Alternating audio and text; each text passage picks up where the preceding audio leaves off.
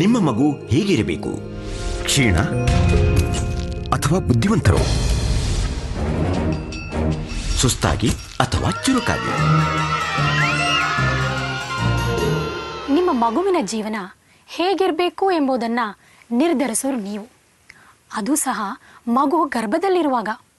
ನೀವು ತಾಯಿ ಆಗ್ತಿದ್ದೀರಿ ಅನ್ನೋ ವಿಚಾರ ತಿಳಿದಾಗಲೇ ನೀವು ಜಾಗೃತರಾಗಿರಬೇಕಾದ್ದು ಬಹಳ ಅಗತ್ಯ.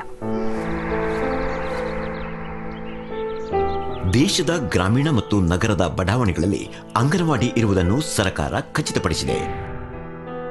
ಅಂಗನವಾಡಿಯ ಕಾರ್ಯಕರ್ತರು ನಿಮ್ಮಿಂದಲೇ ಆಯ್ಕೆಯಾದ ಮಹಿಳೆಯರು. ಅವರ ಸಲಹೆ ಮತ್ತು ಸಹಾಯ ನಿಮ್ಮ ಮತ್ತು ನಿಮ್ಮ ಮಗುವಿನ ಆರೋಗ್ಯವನ್ನು ಕಾಪಾಡುವಲ್ಲಿ ಸಹಾಯಕವಾಗಬಲ್ಲದು.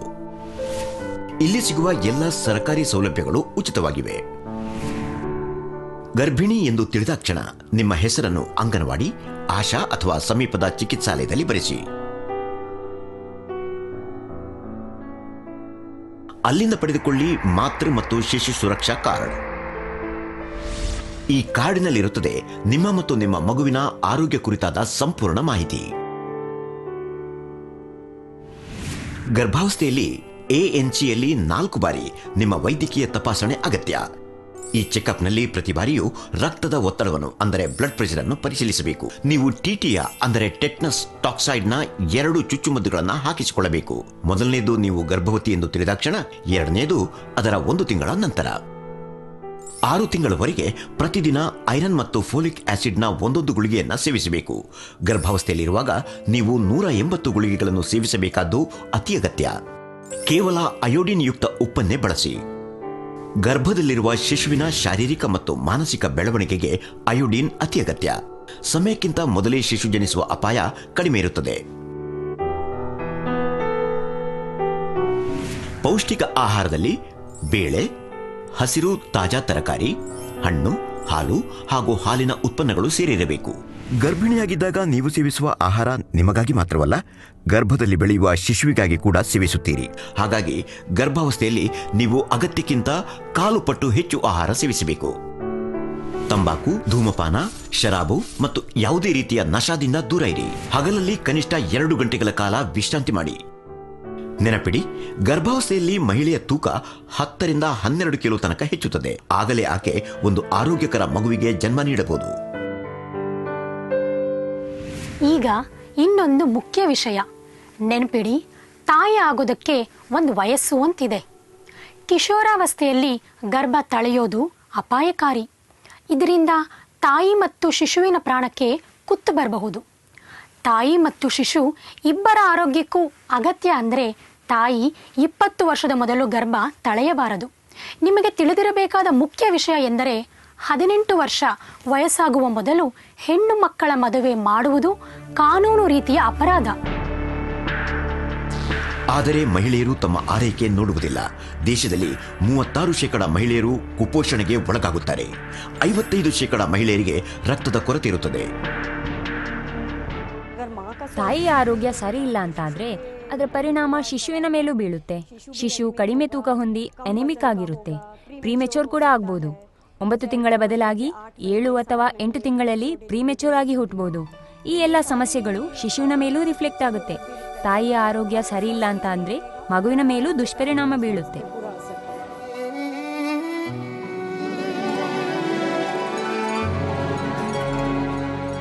ಕುಪೋಷಣೆಯು ಮಕ್ಕಳಿಗೆ ಒಂದು ದೊಡ್ಡ ಅಪಾಯ. ಜನಿಸಿದ ಮೊದಲ 2 ವರ್ಷಗಳಲ್ಲಿ ಮಕ್ಕಳ ಶಾರೀರಿಕ ಮತ್ತು ಮೆದುಳಿನ ತಳಹದಿ ರೂಪುಗೊಳ್ಳುತ್ತದೆ. ವಿಶೇಷ ಗಮನ ವಹಿಸದೇ ಇದ್ದಲ್ಲಿ ಅವರು ಕುಪೋಷಣೆಗೆ ಒಳಗಾಗುತ್ತಾರೆ.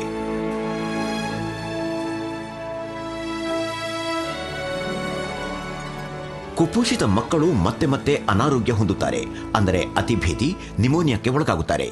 ಈ ರೋಗಗಳು ಪ್ರಾಣಾಪಾಯವನ್ನು ಸಹ ತರಬಹುದು. ಕುಪೋಷಿತ ಮಕ್ಕಳಲ್ಲಿ ಕಲಿಯುವ, ತಿಳಿಯುವ ಶಕ್ತಿ ಸರಿಯಾಗಿ ವಿಕಸಿತಗೊಂಡಿರುವುದಿಲ್ಲ.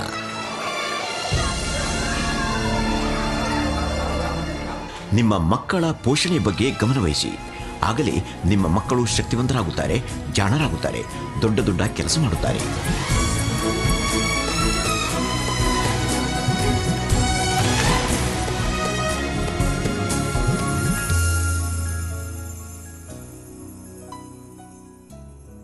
ನವಜಾತ ಶಿಶುವಿನ ಪಾಲನೆ ಪೋಷಣೆಯಲ್ಲಿ ತಂದೆಯಿಂದ, ತಾಯಿಯಿಂದ ಅಥವಾ ಕುಟುಂಬದವರಿಂದ ಯಾವುದೇ ಅಚಾತುರ್ಯ ಆಗಬಾರದು. ಈ ಜವಾಬ್ದಾರಿಯನ್ನು ತಿಳಿಯುವುದು ಮತ್ತು ನೆನಪಿಡುವುದು ಅತಿ ಅಗತ್ಯ. ಶಿಶುವಿನ ಜನನ ಆಸ್ಪತ್ರೆಯಲ್ಲೇ ಆಗುವುದನ್ನು ಖಚಿತಪಡಿಸಿ. ಆಸ್ಪತ್ರೆಯಲ್ಲಿ ಮಾತ್ರವೇ ಕೂಸು ಬಾಣಂತಿಯ ಸರಿಯಾದ ಆರೈಕೆ ಸಾಧ್ಯ.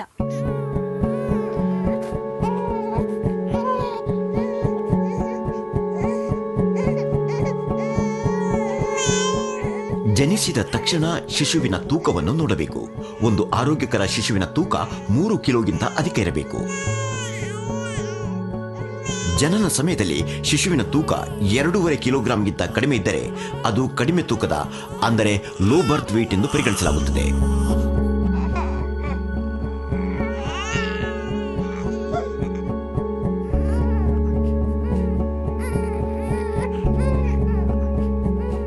ಅಂತಹ ಶಿಶುವನ್ನು ಮನೆಯಲ್ಲೇ ಅಥವಾ ಆಸ್ಪತ್ರೆಯಲ್ಲಿ ಇಟ್ಟು ವಿಶೇಷ ಆರೈಕೆ ಮಾಡಬೇಕು.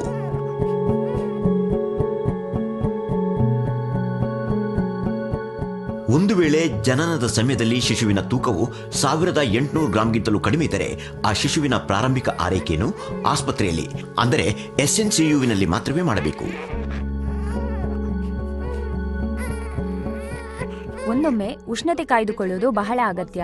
ಇದಕ್ಕಾಗಿ ನ್ಯೂ ಬಾರ್ನ್ ಕೇರ್ ಯೂನಿಟ್ಸ್ ಅಲ್ಲಿ ಓಪನ್ ಕೇರ್ ಸಿಸ್ಟಮ್ ಅಂತ ಇದೆ. ಅಲ್ಲಿ ಉಷ್ಣತೆಯನ್ನು ಕಾಪಾಡಿಕೊಳ್ಳಲಾಗುತ್ತೆ. ಲ್ಯಾಬ್ ಫೆಸಿಲಿಟಿನೂ ಇರುತ್ತೆ. ಅಲ್ಲಿ ಶಿಶುವಿನ ಶರೀರದಲ್ಲಿ ಶುಗರ್ನ ಕೊರತೆ ಇಲ್ಲ ಅನ್ನೋದನ್ನ ಖಚಿತಪಡಿಸಬಹುದು.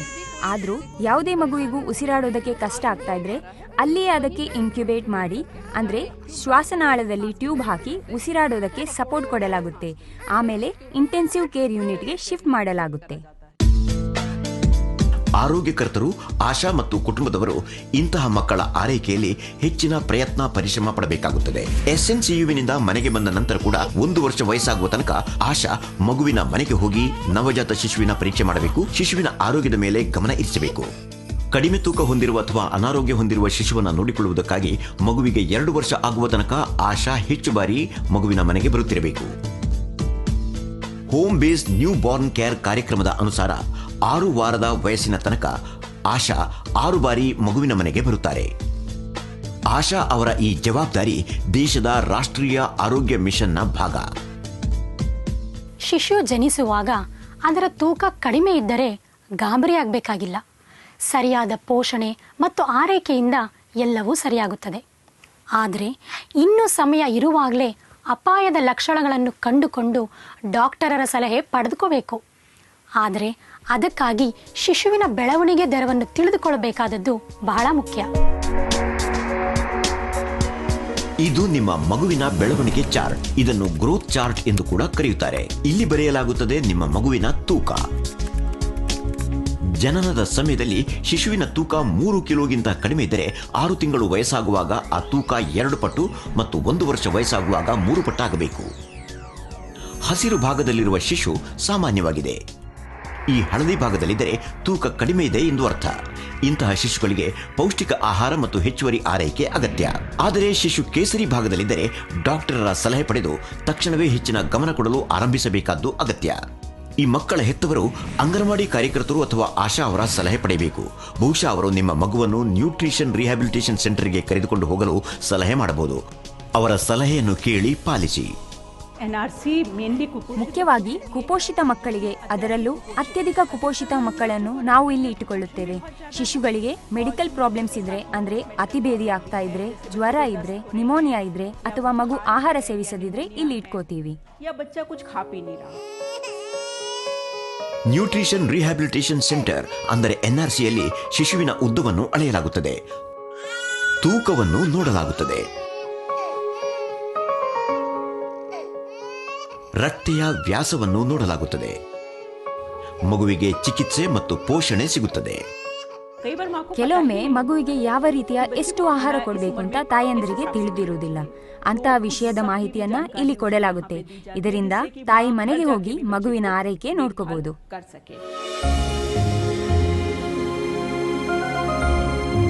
ಗಂಭೀರವಾಗಿ ಕುಪೋಷಣೆಗೆ ಒಳಗಾದ ಶಿಶುಗಳಿಗಾಗಿ ಹೆಚ್ಚುವರಿ ರಾಷನ್ ಕೂಡ ಕೊಡಲಾಗುತ್ತದೆ. ನೀವು ಅಲ್ಲಿಗೆ ಹೋದರೆ ನಿಮಗೆ ಸಿಗುವ ಮಜೂರಿ ಹಣ ಅಥವಾ ಸಂಪಾದನೆ ನಷ್ಟವಾಗಬಹುದು, ನಿಜ. ಅದನ್ನು ಸಹ NRCಯಲ್ಲಿ ತುಂಬಲಾಗುತ್ತದೆ. ಅದರ ಜೊತೆಗೆ ಒಳ್ಳೆಯ ಆರೈಕೆಯಿಂದ ಮಗು ಆರೋಗ್ಯವಾಗಿ ಇರಬಹುದು. ಮಕ್ಕಳು ಒಮ್ಮೆ ಚೆನ್ನಾಗಿದ್ದರೂ ಮತ್ತೆ ಕುಪೋಷಣೆಗೆ ಒಳಗಾಗಬಹುದು. ಹಾಗಾಗಿ ತಂದೆ ತಾಯಂದಿರು ನಿರಂತರವಾಗಿ ಆರೋಗ್ಯಕರ್ತರ ಸಂಪರ್ಕದಲ್ಲಿ ಇರಬೇಕು. 6 ವರ್ಷ ವಯಸ್ಸಾಗುವ ತನಕ ಮಕ್ಕಳಿಗೆ ಅಂಗನವಾಡಿ ಕೇಂದ್ರದಲ್ಲಿ ನೀಡಲಾಗುವ ಪೌಷ್ಟಿಕಾಂಶ ಪೂರಕ ಆಹಾರದ ಸೌಲಭ್ಯವನ್ನು ಪಡೆದುಕೊಳ್ಳಿ. ಅಂಗನವಾಡಿ ಕೇಂದ್ರ ಸ್ನೇಹ ಶಿಬಿರವನ್ನು ಸಹ ಆಯೋಜಿಸುತ್ತದೆ. ಕುಪೋಷಿತ ಮಕ್ಕಳನ್ನು ಈ ಶಿಬಿರಗಳಿಗೆ ಕರೆತರಲಾಗುತ್ತದೆ. ಒಂದು ವೇಳೆ ಶಿಶುವನ್ನು ಪ್ರಾಣಾಘಾತಕ ರೋಗಗಳಿಂದ ರಕ್ಷಿಸಬೇಕು ಎಂದಾದರೆ ಅದಕ್ಕೆ ಜೀವನ ರಕ್ಷೆಯ ಚುಚ್ಚುಮದ್ದು ಹಾಗೂ ಔಷಧಿಗಳನ್ನು ಸಮಯಕ್ಕೆ ಸರಿಯಾಗಿ ಕೊಡಿಸಬೇಕು. ಜೊತೆಗೆ ಪ್ರಾಣಘಾತಕ ರೋಗಗಳಿಂದ ಪಾರಾಗುವ ಸಾಮರ್ಥ್ಯ ಎಲ್ಲ ಶಿಶುಗಳಿಗೆ ಇರಬೇಕು. ಜನಿಸಿದ ತಕ್ಷಣ ಶಿಶುವಿಗೆ ವಿಟಮಿನ್ ಕೆಯ ಲಸಿಕೆ ಹಾಕಿಸಲಾಗುತ್ತದೆ. ಆನಂತರ ಎಷ್ಟು ಬೇಗ ಸಾಧ್ಯವೋ ಬಿಸಿಜಿಯ ಲಸಿಕೆ, ಪೋಲಿಯೋದ ಡೋಸ್,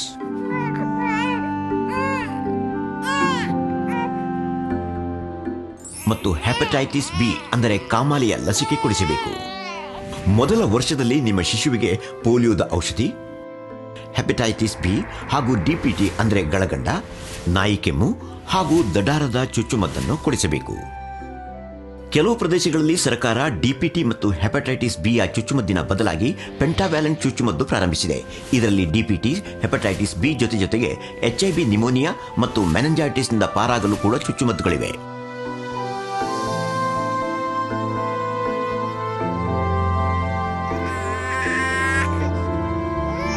ಹಾಗಾಗಿ ನೀವು ನಿಮ್ಮ ಶಿಶುವನ್ನು ನಿಮ್ಮ ಹತ್ತಿರದ ಆರೋಗ್ಯ ಕೇಂದ್ರ ಅಥವಾ ಅಂಗನವಾಡಿಗೆ ಕರೆದುಕೊಂಡು ಹೋಗಬೇಕು.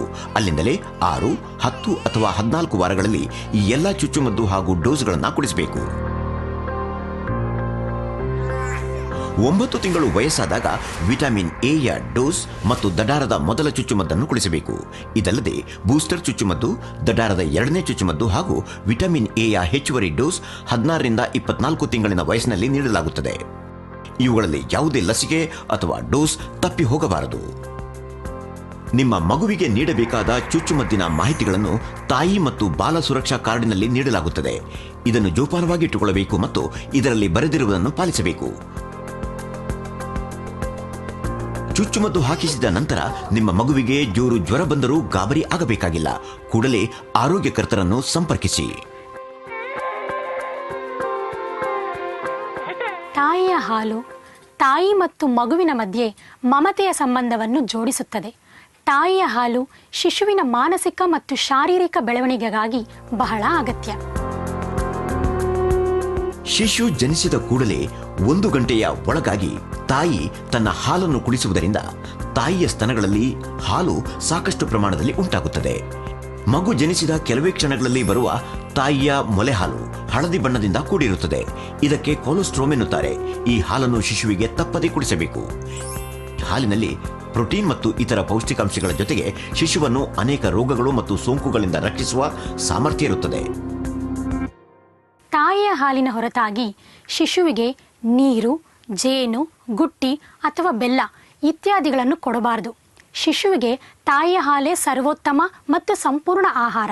ಹಾಗಾಗಿ ಮಗು ಜನಿಸಿದ್ದಲ್ಲಿಂದ 6 ತಿಂಗಳು ವಯಸ್ಸಾಗುವ ತನಕ ಕೇವಲ ತಾಯಿ ಹಾಲನ್ನೇ ಕೊಡಬೇಕು. ಬೇರೇನೂ ಬೇಡ, ನೀರು ಕೂಡ ಬೇಡ. ಶಿಶುವಿಗೆ ಹಾಲುಡಿಸುವ ತಾಯಂದಿರು ಸ್ವಚ್ಛತೆ ಬಗ್ಗೆ ಹೆಚ್ಚು ಗಮನ ಹರಿಸಬೇಕು. ತಾಯಿಯಿಂದ ಯಾವುದೇ ಸೋಂಕು ಶಿಶುವಿಗೆ ತಗಲಬಾರದು. ಸ್ನಾನ ಮಾಡುವಾಗ ತಾಯಿ ತನ್ನ ಸ್ತನಗಳನ್ನು ಚೆನ್ನಾಗಿ ಸ್ವಚ್ಛಗೊಳಿಸಬೇಕಾದ್ದು ಅತಿ ಅಗತ್ಯ. ಪ್ರತಿ ಬಾರಿ ಹಾಲುಡಿಸುವ ಮೊದಲು ತಾಯಿ ತನ್ನ ಕೈಗಳನ್ನು ಚೆನ್ನಾಗಿ ಸ್ವಚ್ಛಗೊಳಿಸಬೇಕು. ಶಿಶುವಿಗೆ ಹಾಲುಡಿಸುವ ಸರಿಯಾದ ವಿಧಾನವನ್ನು ತಿಳಿದುಕೊಳ್ಳಬೇಕಾದ್ದು ಕೂಡ ಅತಿ ಅಗತ್ಯ. ಶಿಶುವನ್ನು ತನ್ನ ಎದೆಗೆ ಅವಚಿ ಕೈಗಳಿಂದ ಆಧರಿಸಿ ಹಾಲುಡಿಸಬೇಕು. ಶಿಶುವಿನ ಮುಖ ಸ್ತನದ ಕಡೆಗೆ ಇರಬೇಕು. ಶಿಶು ತಾಯಿಯ ಎದೆಗೆ ಅವಚಿ ಇರಬೇಕು. ನಿಪ್ಪಲ್ನ ಕಪ್ಪು ಭಾಗ ಶಿಶುವಿನ ಬಾಯಿಯಲ್ಲಿ ಇರಬೇಕು. ಶಿಶು ತಾನಾಗಿ ನಿಪ್ಪಲನ್ನು ಬಿಡುವ ತನಕ ತಾಯಿ ತನ್ನ ಹಾಲನ್ನು ಉಣಿಸುತ್ತಿರಬೇಕು. ಶಿಶುವಿಗೆ ಹಸಿವಾಗುತ್ತಿದೆ ಎಂದು ನಿಮಗನಿಸಿದರೆ ಒಂದು ಸ್ತನದಲ್ಲಿ ಹಾಲು ಮುಗಿದ ನಂತರ ಇನ್ನೊಂದು ಸ್ತನದಿಂದ ಹಾಲು ಉಳಿಸಬೇಕು. ಶಿಶುವಿಗೆ ಪ್ರತಿದಿನ ಕನಿಷ್ಠ 8 ರಿಂದ 10 ಬಾರಿ ಅಂದರೆ 2 ರಿಂದ 3 ಗಂಟೆಗೊಮ್ಮೆ ತಾಯಿಯ ಹಾಲು ಸಿಗುತ್ತಿರಬೇಕು. ಶಿಶುವಿಗೆ ಸರಿಯಾಗಿ ಹಾಲನ್ನು ಕುಡಿಸಲು ಸಾಧ್ಯವಾಗುತ್ತಿಲ್ಲವಾದರೆ ಆಶಾ, ಅಂಗನವಾಡಿ ಅಥವಾ ನಿಮ್ಮ ಚಿಕಿತ್ಸಕರಿಂದ ಸಲಹೆ ಪಡೆಯಿರಿ. ಮಗು ಎದೆಯನ್ನ ಹಿಡ್ಕೊಂಡು ಅದರ ಮೇಲೆ ಒತ್ತಡವನ್ನ ಹಾಕುತ್ತೆ. ಆಗ ಒಂದು ಸಿಗ್ನಲ್ ಹೋಗಿ ಹಾಲು ಬರುತ್ತೆ. ಕೆಲವೊಮ್ಮೆ ತಾಯಿ ಅನ್ಕೋತಾಳೆ ಮಗುವನ್ನ ಎದೆಗೆ ಅವಚಿಡುವುದರಿಂದ ಉಸಿರು ಕಟ್ಟುತ್ತೇನೋ ಅಂತ. ಕೆಲವೊಮ್ಮೆ ಏನು ಮಾಡ್ತಾಳೆ ಅಂದ್ರೆ ಅರೋಲವನ್ನ ಬೆರಳುಗಳ ಮಧ್ಯೆ ನಿಪ್ಪಲ್ ಹೊರಗಿರುವಂತೆ ಹಿಡ್ಕೋತಾಳೆ. ಇದನ್ನು ಸಿಸರಿಂಗ್ ಅಂತೇವೆ. ಆಗ ಮಗು ಕೇವಲ ನಿಪ್ಪಲ್ನ ಮೇಲೆ ಒತ್ತಡ ಹಾಕುತ್ತೆ. ಆಗ ಹಾಲು ಸರಿಯಾಗಿ ಬರೋದಿಲ್ಲ ಹಾಗೂ ಫ್ರಸ್ಟ್ರೇಷನ್ ಆಗಿ ಮಗು ಹಾಲು ಕುಡಿಯೋದನ್ನ ಬಿಟ್ಟುಬಿಡುತ್ತೆ. ನೀವು ಉದ್ಯೋಗಸ್ಥ ಮಹಿಳೆಯಾದರೆ ಅಥವಾ ಸ್ವಲ್ಪ ಸಮಯದ ತನಕ ಶಿಶುವಿನಿಂದ ದೂರ ಇದ್ದರೆ ನೀವು ನಿಮ್ಮ ಹಾಲನ್ನು ಸ್ವಚ್ಛವಾದ ಪಾತ್ರೆಯಲ್ಲಿ ಹಾಕಿಡಿ. ಹಾಲನ್ನು ಹಾಕಿ ನೀವು ಮುಚ್ಚಿಡಿ. ತಂಪಾದ ಸ್ಥಳದಲ್ಲಿ 8 ಗಂಟೆಗಳ ತನಕ ಇಡಬಹುದಾಗಿದೆ. ಈ ಹಾಲನ್ನು ಆಗಾಗ ಶಿಶುವಿಗೆ ಕುಡಿಸಬಹುದಾಗಿದೆ. ಶಿಶುವಿಗೆ ತಾಯಿಯ ಹಾಲಿನ ಮೂಲಕವೇ ಪೋಷಕ ತತ್ವಗಳು ಸಿಗುತ್ತವೆ. ಆದ್ದರಿಂದ ಮೊಲೆ ಹಾಲುಡಿಸುವ ತಾಯಂದಿರಿಗೂ ಪೌಷ್ಟಿಕ ಮತ್ತು ಸಂತುಲಿತ ಭೋಜನ 4 ಸಮೂಹಗಳಾಗಿ ಸಿಗಬೇಕಾದ್ದು ಬಹಳ ಅಗತ್ಯ. ಸಮೂಹ 1 ಧಾನ್ಯಗಳು ಅಂದರೆ ಗೋಧಿ, ಅನ್ನ, ಜೋಳ, ರಾಗಿ ಮತ್ತು ಬೇಳೆಗಳು. ಸಮೂಹ 2 ತರಕಾರಿಗಳು ಮತ್ತು ಹಣ್ಣು. ಸಮೂಹ 3 ಹಾಲು ಮತ್ತು ಹಾಲಿನ ಉತ್ಪನ್ನಗಳು. ಸಮೂಹ 4 ಖಾದ್ಯ ತೈಲ, ಮೇವ, ತೈಲಬೀಜ, ಬೆಲ್ಲ ಮತ್ತು ಸಕ್ಕರೆ.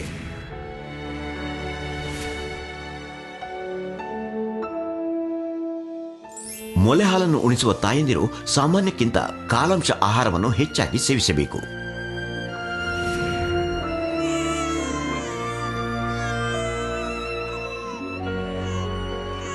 ಗರ್ಭಧಾರಣೆಯಂತೆ ಮಗುವಿಗೆ ತನ್ನ ಹಾಲುಣಿಸುವುದು ಕೂಡ ತಾಯಿಯ ಮಾನಸಿಕ ಒತ್ತಡಕ್ಕೆ ಕಾರಣವಾಗಬಹುದು. ಹಾಗಾಗಿ ಹಾಲುಣಿಸುವ ತಾಯಂದಿರಿಗೆ ಮನೆಯ ವಾತಾವರಣ ಸಂತೋಷಕರವಾಗಿರಬೇಕು. ಗಂಡ ಅಥವಾ ಕುಟುಂಬದ ಇತರೆ ಸದಸ್ಯರು ತಾಯಿಯ ಕೆಲಸಗಳಲ್ಲಿ ನೆರವಾಗಬೇಕು. ಆಕೆಗೆ ವಿಶ್ರಾಂತಿ ಮಾಡಲು ಸಮಯ ಸಿಗುವಂತೆ ಮಾಡಬೇಕು. ಮಗು ಜನಿಸಿದ ಕೆಲವು ತಿಂಗಳ ತನಕ ಗಂಡ ಹೆಂಡತಿ ಶಾರೀರಿಕ ಸಂಬಂಧ ಮಾಡಬಾರದು. ರಾತ್ರಿಯ 8 ಗಂಟೆಗಳ ಸಾಮಾನ್ಯ ನಿದ್ದೆ ಮಾಡುವುದರ ಹೊರತಾಗಿ ಮೊಲೆ ಹಾಲುಡಿಸುವ ತಾಯಿ ಹಗಲು ಹೊತ್ತಿನಲ್ಲಿ ಸಹ ಕನಿಷ್ಠ 2 ಗಂಟೆಗಳ ಕಾಲ ವಿಶ್ರಾಂತಿ ಪಡೆಯಬೇಕು. ನೀವೇನಾದರೂ ಔಷಧಿ ತೆಗೆದುಕೊಳ್ಳುತ್ತಿದ್ದರೆ ಮಗುವಿಗೆ ಹಾಲುಡಿಸಬಹುದೇ ಎಂಬ ಕುರಿತು ಆಶಾ ಅಥವಾ ನಿಮ್ಮ ಡಾಕ್ಟರ್ ಅನ್ನು ಕೇಳಿ ತಿಳಿಯಿರಿ. ತಾಯಿ ಮೊಲೆ ಹಾಲುಡಿಸುವ ಅವಧಿಯಲ್ಲಿ ತಂಬಾಕು ಹಾಗೂ ಇತರ ನಶಾ ಪದಾರ್ಥಗಳ ಸೇವನೆ ಮಾಡಬಾರದು. ಜನನದಿಂದಲೇ ಶಿಶುವಿನ ಶರೀರ ಬೆಚ್ಚಗಿರುವಂತೆ ಮಾಡಿ.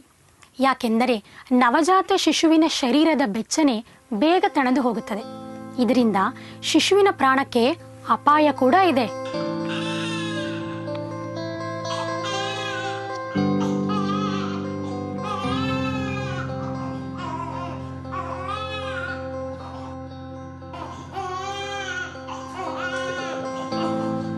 ಜನಿಸಿದಲ್ಲಿಂದ 1 ವಾರ ಆಗುವ ತನಕ ಶಿಶುವಿಗೆ ಸ್ನಾನ ಕೂಡ ಮಾಡಿಸಬಾರದು.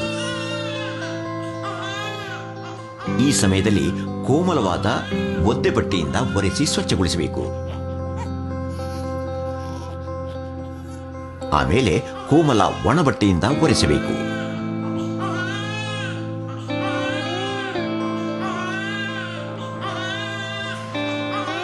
ಶಿಶುವನ್ನು ಒಂದೆಡೆಯಿಂದ ಇನ್ನೊಂದೆಡೆಗೆ ಕರೆದೊಯ್ಯುವಾಗ ಅದಕ್ಕೆ ಚಳಿಯಾಗಬಾರದು. ಹವಾಮಾನಕ್ಕೆ ತಕ್ಕಂತೆ ಒಂದು ನಯವಾದ ಬಟ್ಟೆ, ಬೆಡ್ಶೀಟ್ ಅಥವಾ ನಯವಾದ ಕಂಬಳಿಯನ್ನು ತೆಗೆದುಕೊಳ್ಳಿ. ಅದರ ಒಂದು ಮೂಲೆಯನ್ನು ಸ್ವಲ್ಪ ಮಡಚಿಡಿ. ಮಗುವಿನ ಶರೀರವನ್ನು ಈ ರೀತಿ ಮುಚ್ಚಿ. ಆಮೇಲೆ ಕಾಲನ್ನು ಮುಚ್ಚಿ. ಈಗ ಉಳಿದ ಕಂಬಳಿಯನ್ನು ಮಗುವಿನ ದೇಹದ ಮೇಲೆ ಸುತ್ತಿ. ನೆನಪಿಡಿ, ಶಿಶುವನ್ನು ಸಂಪೂರ್ಣವಾಗಿ ಸುತ್ತಬೇಕು, ಆದರೆ ತಲೆಯನ್ನು ಮುಚ್ಚಿರಬಾರದು.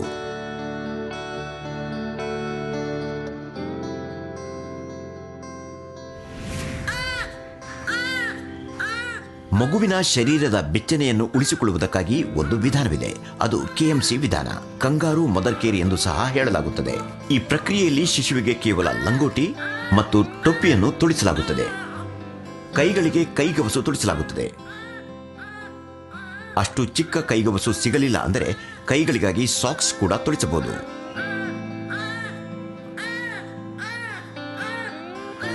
ಕಾಲುಗಳಿಗೂ ಕಾಲ್ಚೀಲ ತೊಡಿಸಬೇಕು, ಏಕೆಂದರೆ ಮಗುವಿನ ಮೈ ಬೆಚ್ಚನೆ ಇರಬೇಕು.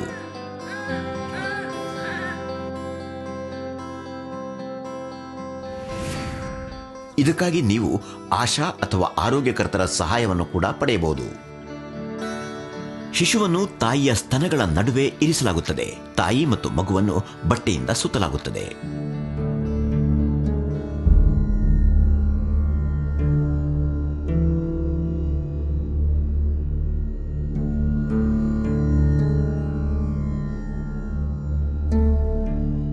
ಈ ವಿಧಾನ ಕಡಿಮೆ ತೂಕ ಇರುವಂತಹ ಮಕ್ಕಳಿಗೆ ಅತ್ಯಂತ ಪ್ರಯೋಜನಕಾರಿ. ಕುಟುಂಬದ ಸಹಾಯದಿಂದ ತಾಯಿ ಕೆಎಂಸಿಗಾಗಿ ಅಗತ್ಯವಾಗಿ ಬಿಡುವು ಮಾಡಿಕೊಳ್ಳಬೇಕು. ಪ್ರತಿ ಬಾರಿ ಕನಿಷ್ಠ 1 ಗಂಟೆಯ ತನಕ ಈ ಸ್ಥಿತಿಯಲ್ಲಿ ಅಗತ್ಯವಾಗಿರಬೇಕು, ಏಕೆಂದರೆ ತಾಯಿಯ ಜೊತೆಗಿನ ನಿಕಟತ್ವವೇ ಶಿಶುವಿನ ಆರೋಗ್ಯ ಮತ್ತು ವಿಕಾಸಕ್ಕೆ ಆಧಾರವಾಗುತ್ತದೆ.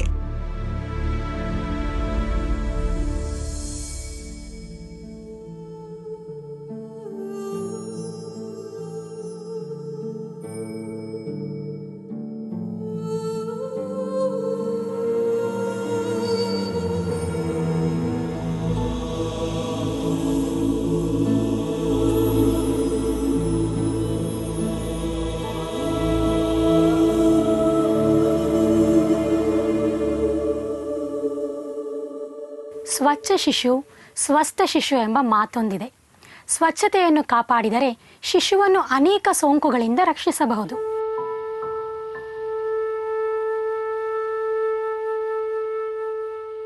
ನವಜಾತ ಶಿಶು ಮೊದಲು ಗಾಢ ಬಣ್ಣದ ಮಲವನ್ನ ವಿಸರ್ಜಿಸುತ್ತದೆ. ಆದರೆ ಇದರಿಂದ ಚಿಂತಿಸಬೇಕಾಗಿಲ್ಲ. ಕಪ್ಪು ಅಥವಾ ಹಸಿರು ಕಂದು ಬಣ್ಣದ ಅಂಟಾಗಿರುವ ಇದನ್ನು ಮೆಕೋನಿಯಂ ಎಂದು ಕರೆಯುತ್ತಾರೆ. ಮಗು ಹಾಲು ಕುಡಿಯಲು ತೊಡಗಿದಂತೆ ಅದರ ಮಲದ ಬಣ್ಣ ಹಳದಿಯಾಗುತ್ತದೆ.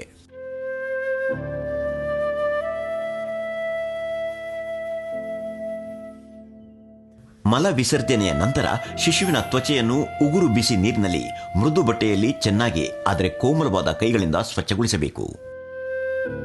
ಮಲದ ವಿಲೇವಾರಿಯನ್ನು ಸರಿಯಾದ ರೀತಿಯಲ್ಲಿ ಮಾಡಬೇಕು. ಮಲವನ್ನು ಶೌಚಾಲಯದಲ್ಲಿ ಹಾಕಿ ಅಥವಾ ಮಣ್ಣು ಹಾಕಿ ಮುಚ್ಚಿ. ಶಿಶುವನ್ನು ಸ್ವಚ್ಛಗೊಳಿಸಿದ ನಂತರ ನಿಮ್ಮ ಕೈಗಳನ್ನು ಸಾಬೂನಿನಿಂದ ಚೆನ್ನಾಗಿ ತೊಳೆಯಬೇಕು. ಸೋಂಕು ಮುಕ್ತವಾಗಿಸಬೇಕು. ಕೊಳಕು ಕೈಗಳಿಂದ ಮಗುವಿಗೆ ಅನೇಕ ಸೋಂಕುಗಳು ತಗಲಬಹುದು. ಶಿಶುವಿನ ಒಳವಸ್ತ್ರವನ್ನು ನದಿ, ಕೆರೆಯಲ್ಲಿ ತೊಳೆಯಬಾರದು. ಒಳವಸ್ತ್ರ ತೊಳೆಯಲು ಸ್ವಚ್ಛ ಹರಿದು ಹೋಗುವ ನೀರನ್ನು ಬಳಸಬೇಕು. ಒಳವಸ್ತ್ರವನ್ನು ನೆಲದ ಮೇಲೆ ಒಣಗಿಸಬೇಡಿ. ನೆಲದ ಮೇಲೆ ಬಟ್ಟೆಯಲ್ಲಿ ಕ್ರಿಮಿಕೀಟಾಣುಗಳು ಸೇರಿಕೊಳ್ಳುವ ಸಾಧ್ಯತೆಗಳಿವೆ. ಹಾಗಾಗಿ ಸರಿಗೆಯಲ್ಲಿ ಒಳವಸ್ತ್ರವನ್ನು ಒಣಹಾಕಿ ಸರಿಯಾಗಿ ಜೋಡಿಸಿ ಸ್ವಚ್ಛ ಟ್ರಂಕಿನಲ್ಲಿಡಿ. ಶಿಶು ಮಲಮೂತ್ರ ವಿಸರ್ಜಿಸಿದ ಕೂಡಲೇ ಡಯಪರ್ ಅಥವಾ ಲಂಗೋಟಿಯನ್ನು ಬದಲಾಯಿಸಲು ಮರೆಯಬೇಡಿ.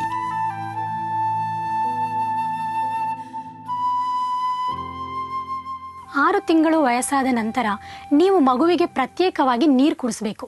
ಆದರೆ ನೆನಪಿಡಿ, ಮಕ್ಕಳಿಗೆ ಅನೇಕ ರೋಗಗಳು ತಗಲುವುದಕ್ಕೆ ಕಾರಣ ಪ್ರದೂಷಿತ ನೀರು. ಶಿಶುವಿನ ಕುಡಿಯುವ ನೀರನ್ನು ಕನಿಷ್ಠ 20 ನಿಮಿಷಗಳ ಕಾಲ ಕುದಿಸಬೇಕು.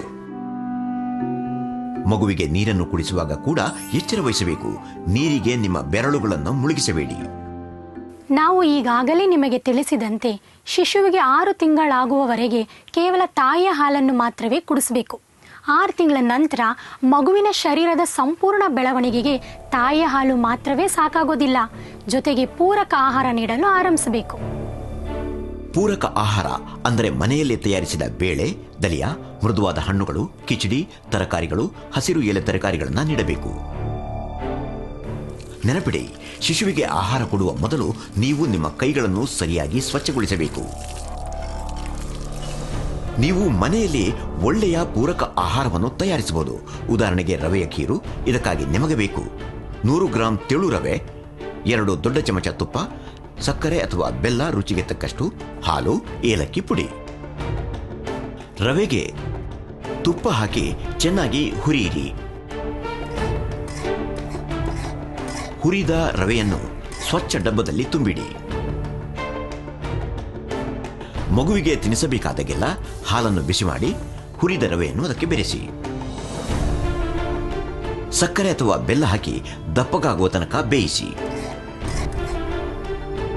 ಸ್ವಲ್ಪ ಏಲಕ್ಕಿ ಪೌಡರ್ ಹಾಕಿ ಮಗುವಿಗೆ ತಿನ್ನಿಸಿ.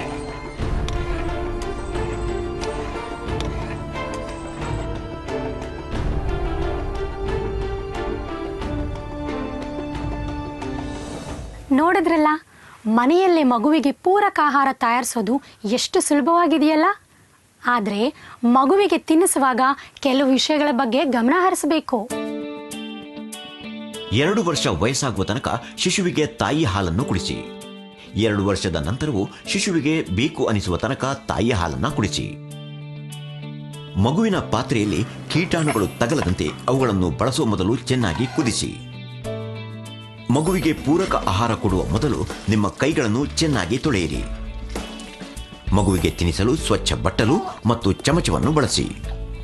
ವಯಸ್ಸು ಹೆಚ್ಚಾದಂತೆ ಮಗು ಅಧಿಕ ಆಹಾರ ಸೇವಿಸುತ್ತದೆಯೇ ಇಲ್ಲವೇ ಎಂಬುದು ನಿಮಗೆ ತಿಳಿಯುತ್ತದೆ. ಸ್ವಲ್ಪ ಪ್ರಮಾಣದಲ್ಲಿ ಮಗುವಿಗೆ ಆಗಾಗ ತಿನ್ನಿಸಿ. 6 ರಿಂದ 9 ತಿಂಗಳು ವಯಸ್ಸಾಗುವ ತನಕ ಮಗುವಿಗೆ ಹಗಲು 2 ರಿಂದ 3 ಬಾರಿ ತಿನ್ನಿಸಿ. 9 ರಿಂದ 12 ತಿಂಗಳ ವಯಸ್ಸಾಗುವ ತನಕ 4 ರಿಂದ 5 ಬಾರಿ. 1 ವರ್ಷ ವಯಸ್ಸಾಗುವ ತನಕ ಮಗುವಿಗೆ ಪ್ರತಿದಿನ 6 ಬಾರಿ ತಿನ್ನಿಸಿ. ಮಗು ಸಮಯ ತೆಗೆದುಕೊಳ್ಳುತ್ತದೆ, ಸ್ವಲ್ಪವೇ ತಿನ್ನುತ್ತದೆ. ನೀವು ಪ್ರಯತ್ನಿಸ್ತಾ ಇರಿ. ಮಗುವಿಗೆ ಬಲವಂತವಾಗಿ ತಿನ್ನಿಸಬೇಡಿ, ಆರಾಮವಾಗಿ ಮುದ್ದಿನಿಂದ ಉಣಿಸಿ.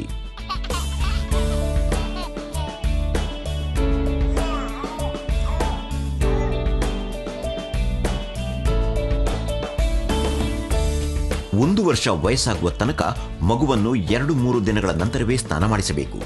ಸ್ನಾನ ಮಾಡಿಸಲು ನೀರು ಮತ್ತು ಮೆದುವಾದ ಟವೆಲ್ ಅನ್ನು ಬಳಸಿ. ಬಿಸಿ ನೀರಿನಿಂದ ಸ್ನಾನ ಮಾಡಿಸಿ, ಆದರೆ ಹೆಚ್ಚು ಬಿಸಿಯಲ್ಲ, ಹಿತವಾಗುವಷ್ಟು ಬಿಸಿ. ಹೆಚ್ಚು ಗಾಳಿ ಆಡುತ್ತಿರುವ ಸ್ಥಳದಲ್ಲಿ ಅಲ್ಲ. ಸ್ನಾನ ಮಾಡಿಸುವಾಗ ಎಲ್ಲಕ್ಕೂ ಮೊದಲು ಮಗುವಿನ ಮುಖವನ್ನು ತೊಳೆಯಬೇಕು.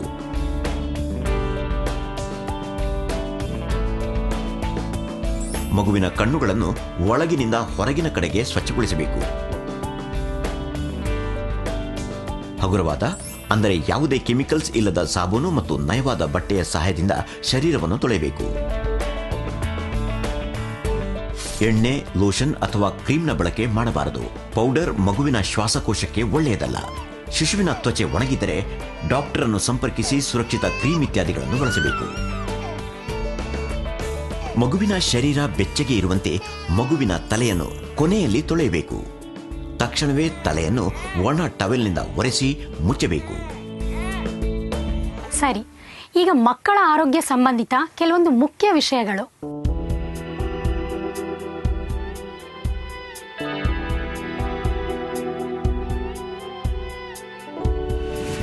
ಮನೆಯಲ್ಲಿ ಯಾರೂ ಧೂಮಪಾನ ಮಾಡಬಾರದು. ಧೂಮ ಮಗುವಿನ ಶ್ವಾಸಕೋಶಕ್ಕೆ ಹಾನಿಕಾರಕ. ಮಗುವನ್ನು ಮುದ್ದಿಸಿ, ಆದರೆ ಅದರ ಬಾಯಿಗೆ ನಿಮ್ಮ ಬೆರಳನ್ನು ಹಾಕಬೇಡಿ. ಬೆರಳುಗಳಲ್ಲಿ ಅಂಟಿದ ಕೀಟಾಣುಗಳಿಂದಾಗಿ ಮಗುವಿನ ಆರೋಗ್ಯ ಕೆಡಬಹುದು. ಮಗುವಿಗೆ ಭೇದಿಯಾಗುತ್ತಿದ್ದರೆ ನಿಮ್ಮ ಹಾಲನ್ನು ಹೆಚ್ಚು ಕುಡಿಸಿ.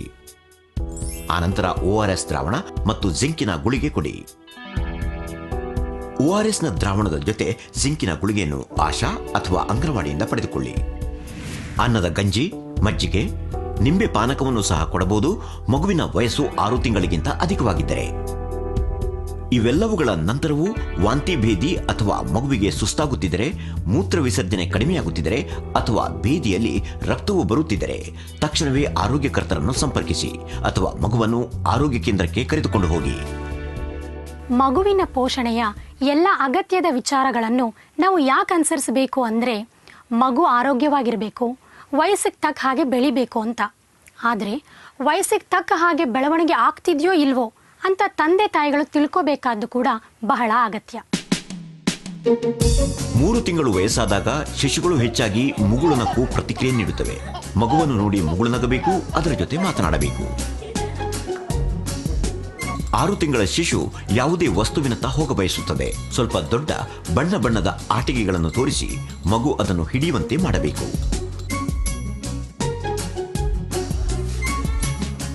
9 ತಿಂಗಳು ವಯಸ್ಸಾದಾಗ ಮಗು ಕುಳಿತುಕೊಳ್ಳಲು ಮತ್ತು ವಸ್ತುಗಳನ್ನು ಹಿಡಿಯಲು ಪ್ರಾರಂಭಿಸುತ್ತದೆ. ಮಗುವಿಗೆ 1 ವರ್ಷ ವಯಸ್ಸಾದಾಗ ನಿಲ್ಲತೊಡಗುತ್ತದೆ. ಆ ಸಮಯದಲ್ಲಿ ನಾವು ಮಗುವಿನ ಜೊತೆ ಆಟವಾಡಬೇಕು ಮತ್ತು ವಸ್ತುಗಳ ಹೆಸರು ಹೇಳಬೇಕು ಮತ್ತು ಕಲಿಸಬೇಕು.